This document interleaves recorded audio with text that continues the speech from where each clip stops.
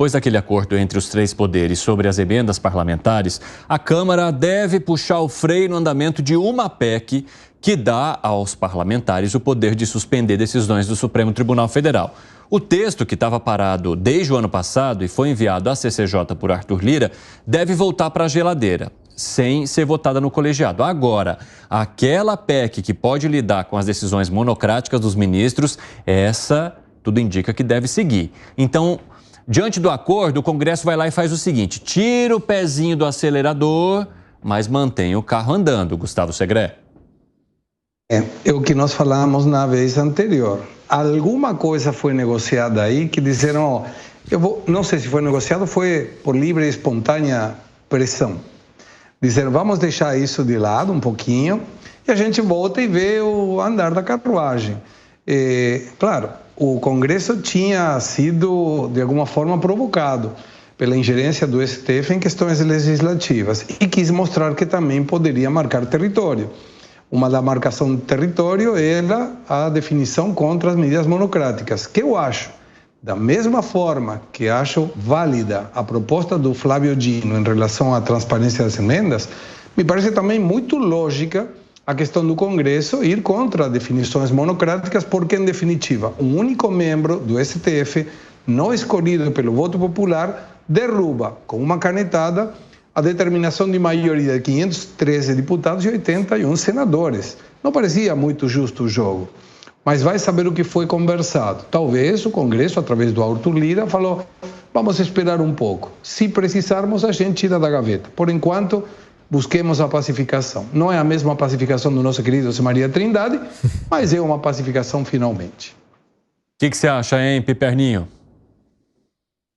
Esses acordos de bastidor, eles certamente têm lá ideias, propostas que morrem lá, né? Que ficam entre eles. Eu acho que também há o fato de que, mesmo que o Congresso aprovasse um texto dando a eles poder de revisar decisões do STF, isso não estaria inteiramente resolvido e pacificado. Por quê? Porque certamente isso o STF tentaria derrubar. No caso das decisões monocráticas, eu diria para você que aí fica um pouco mais, digamos, palpável o Congresso querer mexer nisso, né? Óbvio que não é também uma discussão simples, mas isso pode ser, em parte, defensável. Agora, esse pacote de mudanças, esse pacote de medidas direcionadas ao STF também não para por aí. Esses pacotes não param por aí, porque a gente se lembra do próprio presidente do Senado aventando aquela ideia, aquela proposta de limitar os mandatos. Ele falou na época em 11 anos de mandato, né? Então é claro que essa também é uma ideia que vai e volta, né? A todo instante. E certamente ela também vai sempre servir como assim uma espécie de um espantalho. Olha, se você passar por aqui, tem aquele negócio lá, tem aquela medida lá que pode, de alguma forma, te assustar. Então, alto lá. Ô Zé, então ela não foi enterrada, ela está apenas guardada ali em alguma urna, algum lugarzinho ali, a qualquer momento esse fantasma pode aparecer. Eu acho, inclusive, uma boa emenda. Todo mundo acha. Entendo até que o Supremo aceita muito bem essa emenda. Tanto é que quando houve a apresentação dessa emenda, o Supremo, é um termo que eles usam, né, se autoconteve. Nesta autorregulação, o Supremo mudou o regimento interno e definiu pontos importantes. Isso em virtude da apresentação da emenda, né? Primeiro, sobre o pedido de vistas. O ministro fazia um pedido de vistas, usa um termo aqui, senta em cima, e fica 5 anos sem levar o assunto ao plenário, né? E agora não. Houve uma mudança de que o ministro, quando ele pede vistas, ele tem prazo para retornar o processo ao plenário, para continuar o julgamento.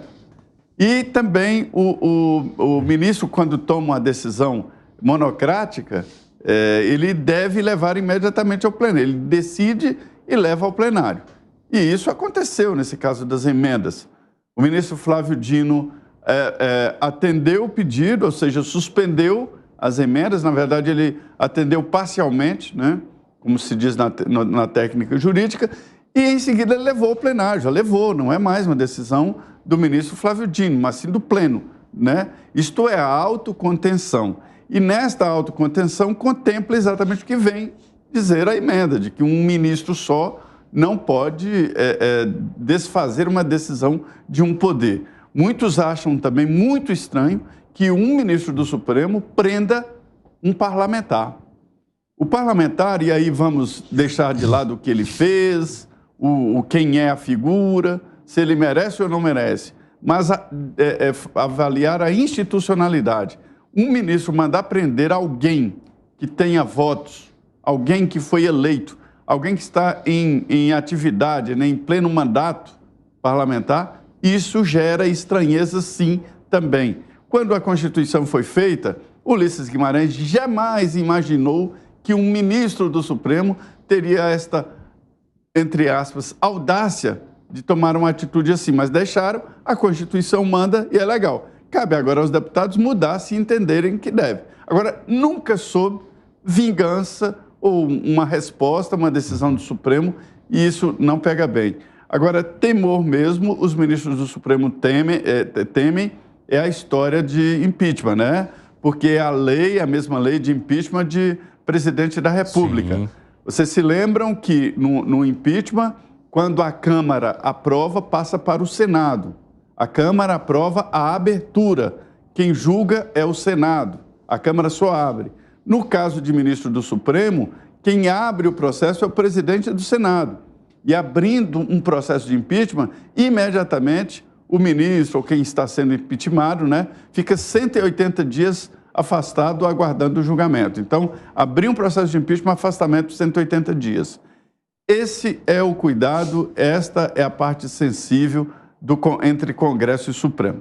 E se tem uma coisa que Câmara e Senado concordam é sobre a atuação do STF, que passaria dos limites em relação à opinião deles, né? Porque a gente tem líderes de ambas as casas reclamando um pouco da maneira como o Supremo Tribunal Federal traz algumas definições que caberiam ao Legislativo hoje ou até mesmo nessas determinações que impedem, por exemplo, o repasse de emendas parlamentares. Arremate, Gani. É verdade, existe alguma reclamação quando invade o poder legislativo, mas agem de uma maneira muito tímida. Existe uma grande pressão por parte da opinião pública, por parte de senadores, de impeachment de um dos ministros do Supremo, o Rodrigo Pacheco. A probabilidade de colocar isso em votação é zero.